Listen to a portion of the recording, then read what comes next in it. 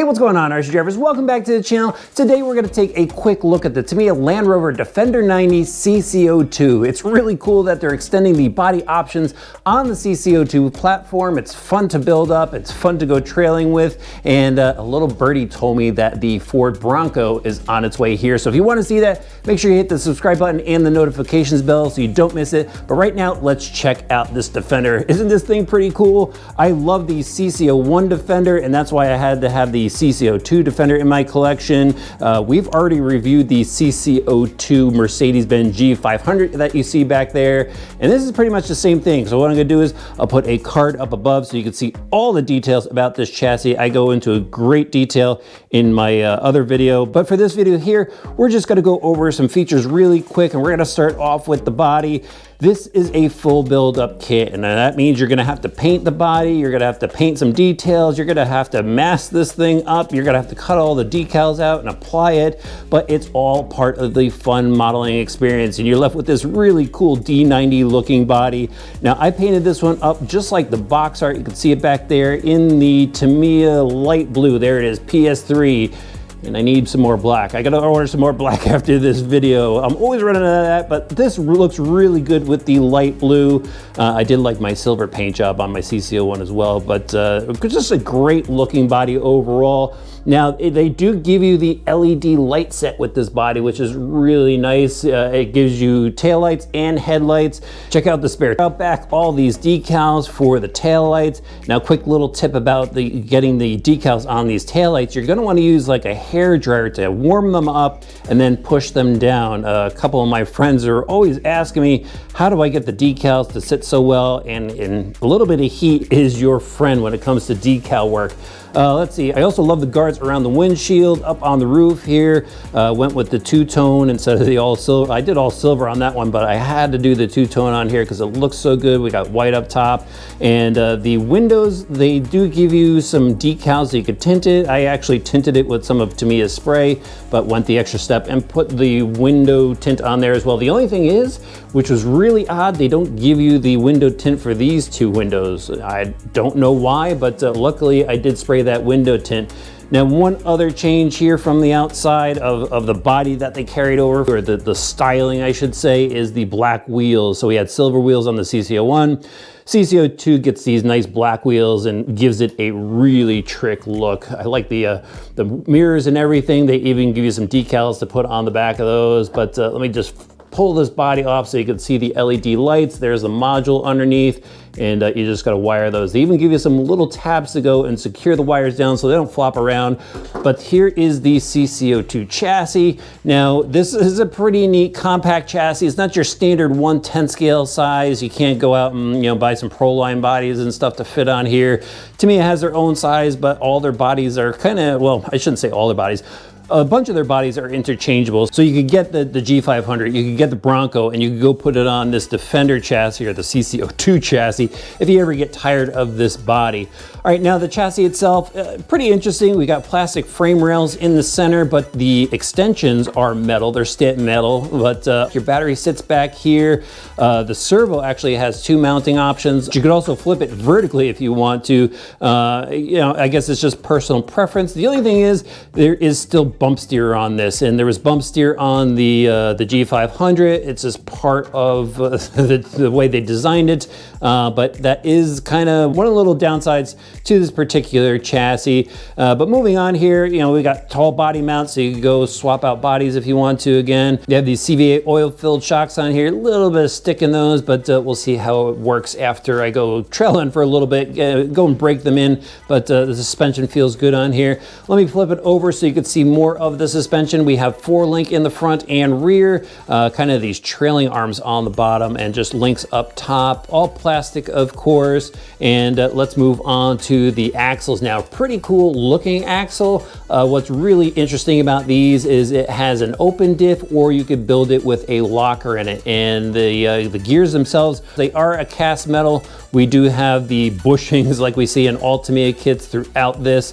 and of course there are bearing options out there from Tamiya. And the drive shafts inside the axles are metal all the way out to the wheel axles themselves. And then in the center we have these telescoping drive shafts. So pretty simple drivetrain setup so far. The transmission and the setter is loaded up with gears. They are plastic gears, and same, bushings inside the transmission as well. Bolted to it is the included 540 Mabuchi motor. And let's see, what else did I miss here? Here is your steering assembly up front, just so you can check that out. And this kit also comes with the Hobbywing 1060 speed controller.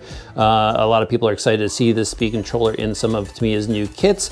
Same with me here, really like that speed controller for a ready-to-run model. And then this little pigtail right here setup is for the LED light system that I already showed you guys. I just went and threw a basic Spectrum radio system in here. I got a 6020 servo up front, and I will run a Spectrum DX3 radio system, and I'll just find probably a max amps battery to throw in there. But beyond that, we've got your basic block tires for traction. Kind of wish that they would get rid of these, get something a little bit more grippy to go in their kits. Hopefully that will come soon. But fun kit to build up overall. Don't really have any tips to give you other than make sure you follow the instructions really close and your build will go really well. All right, let's head outside and have some fun with the Defender 90.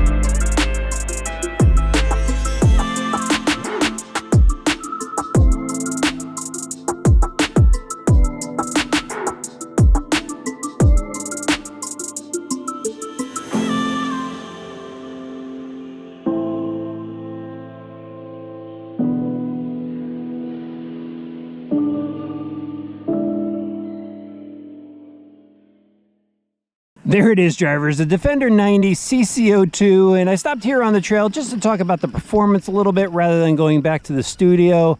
And been having a pretty good time with this thing here on the trails. Kind of forgot how the CC-02 drives. It's pretty rigid, not a ton of suspension articulation. And the slow crawl, even with this new speed controller, isn't the smoothest. It really wants to be punched. It's more like a backyard basher type of setup. It's got a lot of power. Here, let me just give it a quick rip so you guys could see how fast this thing goes. Watch this. It just takes off, which is pretty cool. But steering is good. It steers a little bit more in one direction than the other. And actually, I think I got a little bit of an issue with the servo saver, which I'm going to just delete anyway. Nobody uses a servo saver in a crawler anymore, or even a scale truck like this. But pretty neat little rig. Now, the rear of the body wiggles a lot, and I noted that in my CC-01 review of the Defender. That thing just twerks more than a TikTok wannabe star. It definitely needs some bracing out back, but the body does look pretty good. I like the LED lights on here. And these tires definitely need to get switched up if you want to do any sort of crawling. That's kind of why I'm in this dirt spot here, because if I just touch any leaves or rock, it just spins. And I'm catching a lot of debris here. There we go, got rid of that. But I mean, it's a fun build. It is pretty quick, so if you're looking for something to kind of rip around in the backyard with, this could be it, especially if you're a Land Rover Defender 90 fan. It's a cool looking little truck. All right, let's just go back to the studio real quick and wrap up the review. So I spent a little bit more time on the trails, then came back home and wound up driving this thing a lot more in my front yard and in my driveway, and I had a lot more fun with it there. This is a great build up and basher type of machine.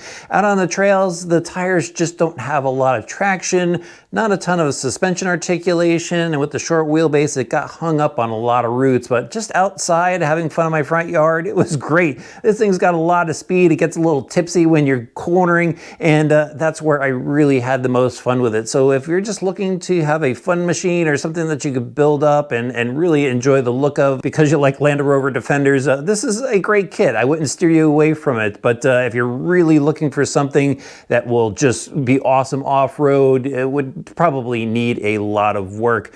And I'm actually not done with this. I did have fun with it, and I'm gonna have some more fun with it actually. I'm gonna go ahead and put the tracks on it. The Tamiya tracks, I teased these a little while back, and they've kind of been sitting here because I wasn't sure what vehicle to put it on, and I think this one is going to be a great one to install these in. And I can't wait to drive the truck with the tracks on it. If you want to see that, make sure you hit the subscribe button and the notifications bell. I'll have links in the video description below. While you're there, throw the video a like, and we'll see you back soon for some more RC Driver videos.